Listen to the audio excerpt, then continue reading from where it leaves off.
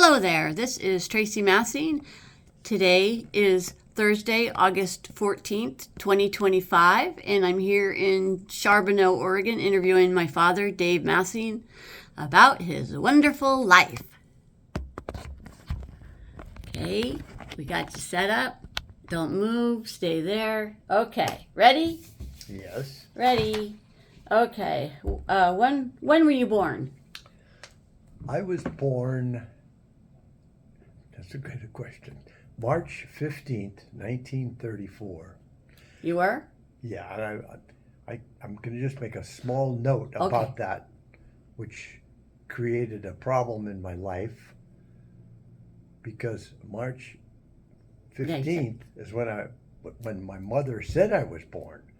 But 35 years later, when I wanted to go, I had needed my birth certificate to go out over another country. I asked my dad, where is my birth certificate? And he said, in that chest there, over there. So I went down in the chest, I pulled it out, looked at it, and it said, Alan David Massing was born on March 14th, which was the day before. And it was like at noontime, so it wasn't at 11:30 at night. And he said, oh, he must have been drinking that day or something like stupid like that. Was he being funny? He was trying to be funny. Okay. I don't know if he even remembered my mother definitely should have known. Most women know when their child is born. Right. And it was the day, she gave me the day before I was actually married, at the middle of the day, around 11 o'clock. And she never told me anything about it. She's gone now, so I can't ask her any questions about it. But it caused some difficulty for me in the Army, Social Security, all these things I had the wrong date in, and I had to change it all. But anyway, that was just a funny story. Yeah. Almost having two birthdays for a while. Oh, and then what city were you born in? San Francisco. On Geary Street was Mount Zion. Okay, and who are your parents, their full names? George James Massing, my father, and my mother was Isabel Ann Pimentel, was her Portuguese name that she changed, obviously, but she was really named Babe. That was really all anybody ever called her all time, because she was the youngest person in her family. And then you had a sibling? Yeah, my brother Dick, or Richard, and he, like me, got my middle name as my regular name. So his name was Ralph Richard Massing. He went by Dick, and I went Alan David Massing, which I went by Dave. But I never used Alan any time ever in my life, practically. So except when you call Kaiser. There's another strange thing that my mother did. Right. Okay. And what do you remember about the place that you grew up in? It was really kind of an old Victorian house built in the early 1900s, and it was four stories, had a huge basement we didn't have a car, but we rented our basement to the next door neighbor, but it had 4 bedrooms, anyway, 3 levels, and my father paid $2,400 for it, which was, like, in those days, a lot of money. Later on, he sold the house, and he sold it 20 years later for $2,400. He didn't make a dime out of it, because he was always spending money for my mother was always in the hospital, so he was always using the mortgage to pay that. But anyway, it was just funny. This beautiful big house, and it's right now, it's sitting there in San Francisco, and I think the value of it is like $2.5 million, I think, $2.5 million that the house is selling for right now. Anyway, that was the house. It was a great old house. Who all lived in that house with you? Well, basically it was me, my mom, my brother, my dad. But coming to live with us was my mother's sister and her son. So we had, I don't know how many people living at the house at the time. So yeah, my aunt either got a divorce from her husband or what, but my mother said, come and live with us. So she lived with us along with her son, Bob. And that was the big family that we had going on down there. So the son was your cousin, It was my cousin Bob, yeah. cousin Bob Massing or Bob Smith. Bob's That was Bob the name Smith. of Okay. my aunt's. All right. So now we're gonna move on to your school. You the first school that you went to. What was it called? Lafayette. That was primary school, I guess you call it. Yeah, elementary or Elementary school. grammar. Yeah, it's been like 3 years. I think I was like 6, 7, and 8 there. Do you have any memories of that school or what you were doing during that time? Not too much, really. I really don't remember too much because, like I say, I was 6 years old. Right. I wasn't a great student. I know that, so I don't remember doing anything great. Well, you were doing a part-time job though, weren't you? Well, yeah, outside of school. Right. I had a couple of jobs. Do we talk about those jobs? Mhm. Yeah. I used to sell like Liberty magazine, Life magazine, Saturday Evening Post, which I liked because that was Norman Rockwell, and I just liked that because him being an artist and me being a future artist. And I think I made $1.50 a week or something like that. Wasn't that much? But a lot for a 10-year-old. Yeah. And then you also then moved on to delivering newspapers. That was very interesting. I don't think my mother realized how dangerous my next job was, but I got the Saturday, no, I mean not Saturday, the San Francisco Chronicle saw me and asked if I would want to be a substitute paper boy. In other words, if some kid's sick, that I would go in, take his job. They would give me a piece of paper with all the addresses on it, and I delivered the paper for that kid. And so that was great. And the only problem was that they would come by like at 3 o'clock in the morning, and my mother would hear him honking outside, and she'd knock on my door and say, "Davy, time to get up and do your paper route." And of course, I'm not sure how old I was. I wasn't very old. Much older, maybe 12. Yeah, maybe so. And so I had to get out, get dressed, go down, get to this guy, and he would then give me the thing to hold the papers in, give me all the papers, and give me a piece of paper that would give me all the addresses. And then he would take me off to San Francisco to some different district in Richmond that I lived in. And one time he had to take me into the Fillmore district. If anybody knows what San Francisco is like, Fillmore district was kind of a dangerous area to be in. And for a little kid like me, being alone, delivering papers, I think my mother would have not been too happy to know I was going through that. And luckily I never got anything happen to me, but it was an interesting job. And I didn't have to work. If the other guys, the paper boys, were okay, they would do their job. I still got whatever it was, $15 a week, even if I didn't work, which I always liked that. But Yeah. unfortunately, I had to get up early and do my paper route, which was kind of dangerous, really, personally. Right. I need you to do me a favor and maybe move your chair over like 6 inches because you're sort of to the left of the Okay. camera. Is Okay, that that's better. Yeah, better? you're centered now. Okay, Okay, good. thank you, sir. All right, then the next school, after grammar school, you went to junior high. What was that school called? That was Presidio Junior High, and it was very very close to home. I could walk to both Lafayette and Presidio, and it wasn't that far away. And yeah, I think I was 11 or something, maybe 12. Yeah, that sounds about right for that when I junior went high. there, yeah. And then you want to talk about the sports that you were doing while you were going to Presidio? Well, one thing my dad always taught me, I'd ask him, should I play football? Should I go there? He said, just do everything you can. You don't have to be the best athlete, but just participate.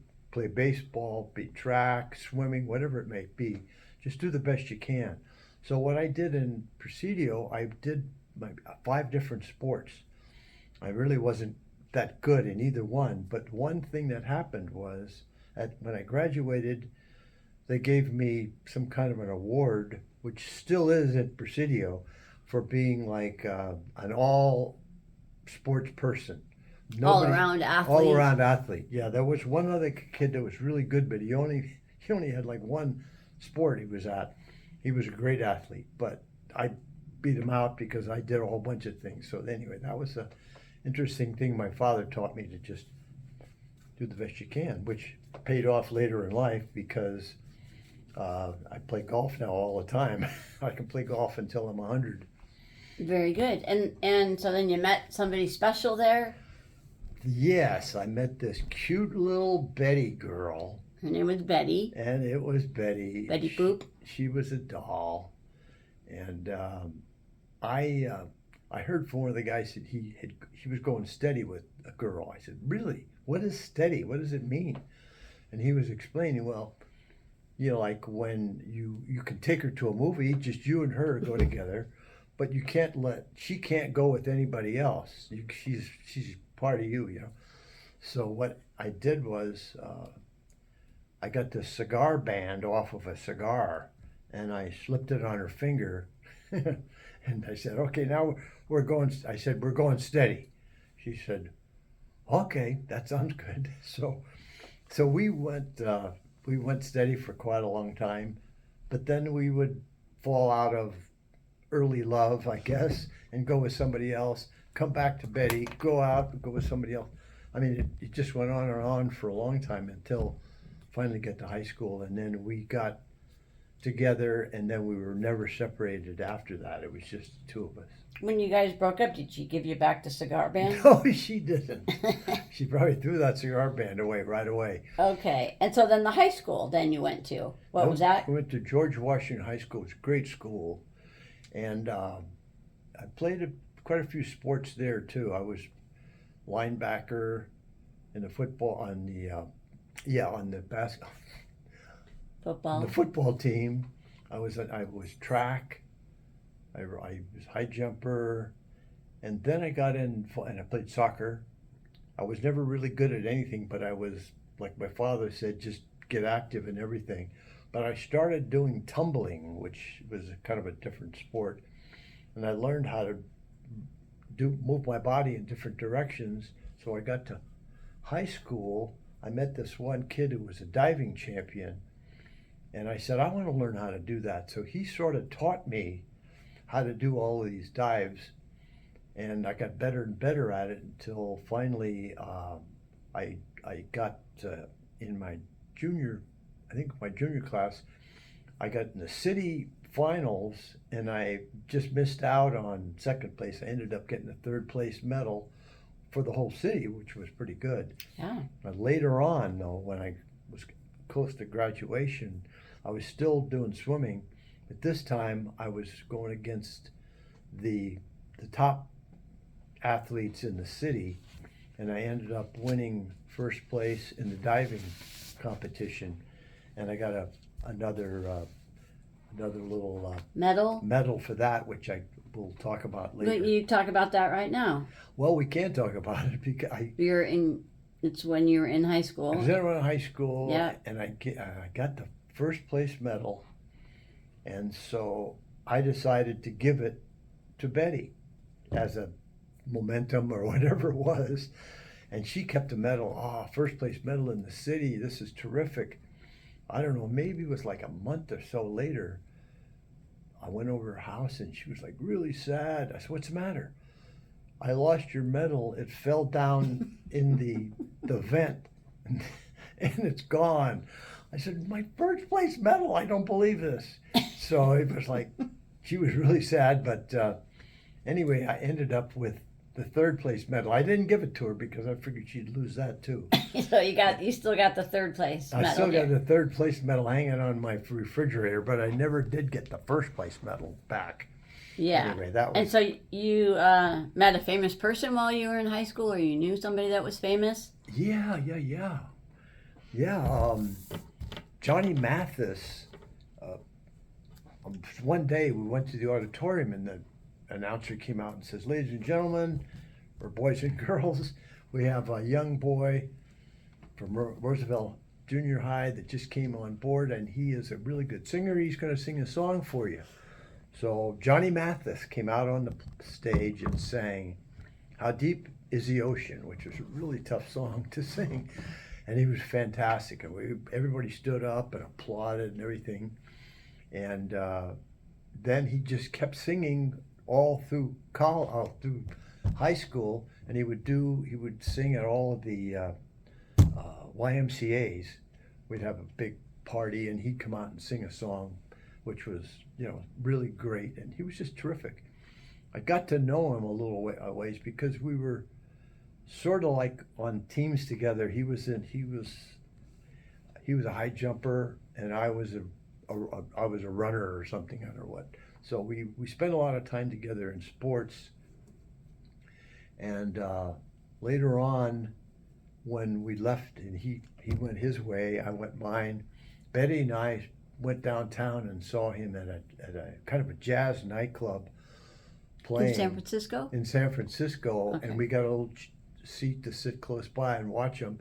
When he was through, he got off the stage, he came over and sat down with us and just talked about old times, which I thought was Because he recognized you? That's why he oh sat yeah, down? he recognized Oh, okay. me because we were, like, say, fairly close. We weren't like super buddies, but we were very close. Mm-hmm. And the one thing about Johnny was he ended up right after that. I'm going to get a little ahead of myself, but I'm just going to stay That's on all right. Mathis for a second.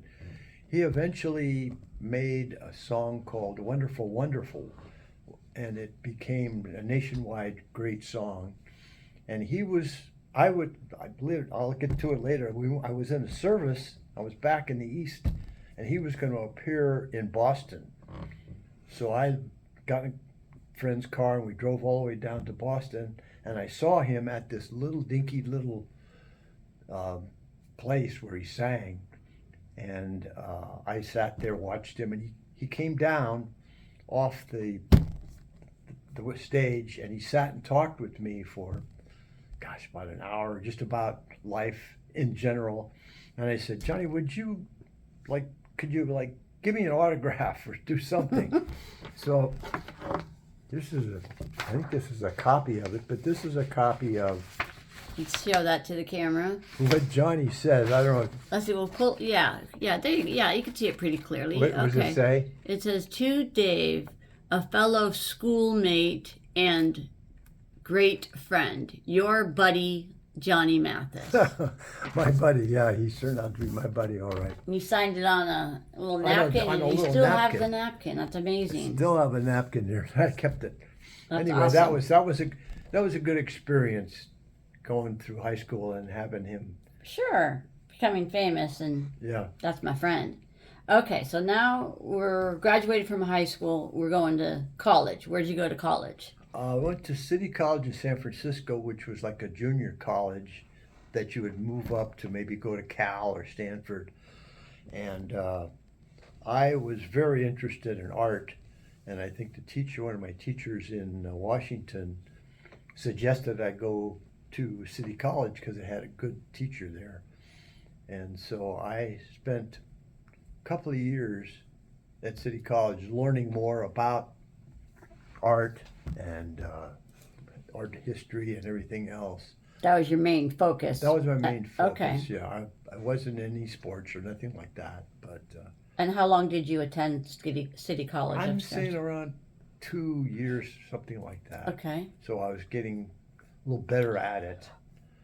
And then my teacher, who only did this, I think, with his star artist or whatever, he got me into a school downtown that was really kind of famous. It was the Academy of Art in San Francisco, down on Kearny Street, and I got there thinking that I was going to have to pay some kind of something so to go to school, Tuition. but they kind of talked me into being a janitor too, so that I was cleaning up after everybody. We'd all do our drawings, and then everybody would leave, and I'd have to clean up all the messes.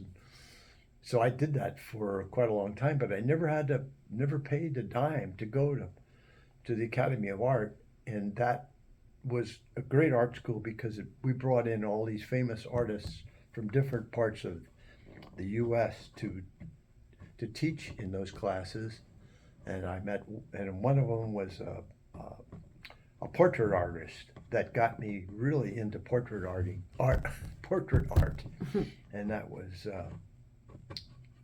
gosh, I forgot his name. That's quite all right. He was He was a famous artist. very, very famous. He was very famous, and so that was a great time I had at the Academy of Art. And so you graduated from the academy? Did they give you out like a degree or No, Bachelor of Art? Or... no, I just sort of ran my time out, I Okay. think. And then eventually a job opened up just down the street in an ad agency where they needed an apprentice. So I signed up and they took me in, and I was sitting by some of the best artists in the city doing advertising.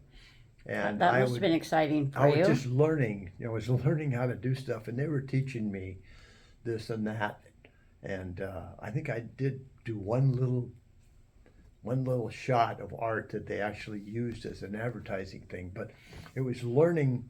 Being at this ad agency was fantastic. It was great. In the meantime, to make my living, I was working at PG&E late at night, like from 7 o'clock at night until midnight or something. Wow. And so that's how I made my money. And, Okay. And then I was going to art school at the same time. When you were there, were you just using pencil drawing or sketches or paint, or I was doing. what kind of mediums were you using there at your We're using at the oh no, I meant at the at the art- job. at the art. At the, Not- well, that was funny. I'm going to take it back. You brought up something Okay. interesting. At the art school, we would have. This is kind of a funny story. We would have models get up in the middle of the stage, and then we would all draw from the model that was on that stage. What I didn't realize is that most of the models were females and took their robe off and was Oops. in the nude. Oh, So we're all drawing nudes, like this and that, not not having any bad thoughts or anything, just finishing off and doing was to female learn. and male, or just female? I don't know if we had any males, but I think Okay. mostly females. Okay. And it was kind of to learn when you're doing, which I was doing a lot of artwork with people, Mm-hmm. you learned, the body and how it all works and everything. The problem is that I'm drawing this one lady and everything. I finished it up, and after it was all over, we all walked away, and I was using my sweeping up thing, and I was going past this one room that one of the models was in, and I opened the door to go in and clean up, and she didn't have any clothes on. Oops. Now, here I am sitting for an hour looking at a person with no clothes on and drawing her. But by surprising her and opening the door and seeing she was surprised, she yelled at me and screamed, "Get away, shut the door." Oh, don't you be looking at no. me." And, You pervert. No. and I just thought it was. But thinking about it later, I said, wasn't I just looking at you nude on the thing? And now I haven't opened the door and see her. And she gave me hell, I'll tell you. And even the boss That's funny. he got mad at me. I don't think I ever heard that story Almost before. fired me because of that. But anyway, that was an interesting story about the models and everything. Yeah. Okay. So then we're out of college and you're with mom. And then talk about when you wanted to spend the rest of your life with her. Oh, How you did that proposal. interesting. That was an interesting thing too. Well, we had a pretty good sized family because it was Betty's brother and his wife and their kids, plus Pat and Jerry, which was her sister and husband, and all their kids. So we had quite a big bunch of people that would surround this one house in Rollingwood, which was during Christmas time. So I thought, in fact, I kind of whispered it to one of my relatives. And I said, I'm gonna ask Betty to marry me tonight at the Christmas party. And she said, really? Oh, really? Oh, great. That'll be good. So all of a sudden, I got everybody together and I got on my hands and knees and I said, Betty, will you marry me? And she was like, what? Are you kidding me? And I said, no, I'm not. And she said, yes, I do. So everybody was saying, well, where's the ring? Where's the ring? I go, well, I don't really have a ring. I have this picture of a ring that she liked. And I just kind of tore out the picture and gave her the picture of the ring here. And she was okay with that. And I think like a couple of weeks later, my father gave me the money so I could buy that actual ring, and she had that ring for the rest of her life. So she picked out that ring? She picked it. She said, but it was in a paper that she saw. She was on a piece of paper. It was an ad on in the paper. So I just cut that out and said, well, this is the ring you're going to get. Yeah. Me being a cheapie, I couldn't spend whatever it was because it was probably. But you were working. You were it was probably maybe you're a starving artist. Probably $100 or something. I couldn't afford $100. Okay. Anyway, so All right. So then we were engaged. Engaged, and then something traumatic, or maybe not traumatic. Something happened, right? Something did happen. What happened? Well, here I've got this lady that's engaged to me, and I'm going to say 2 weeks later, I get a letter from the Army saying, you are being drafted. You're going to go in the Army. And luckily, I was in the Naval Reserve, which a bunch of us were. And so I went to the Navy and said, can I change this from Army and be in the Navy? And they said, yes, for sure. You can go in the Navy. And so, but problem is now I'm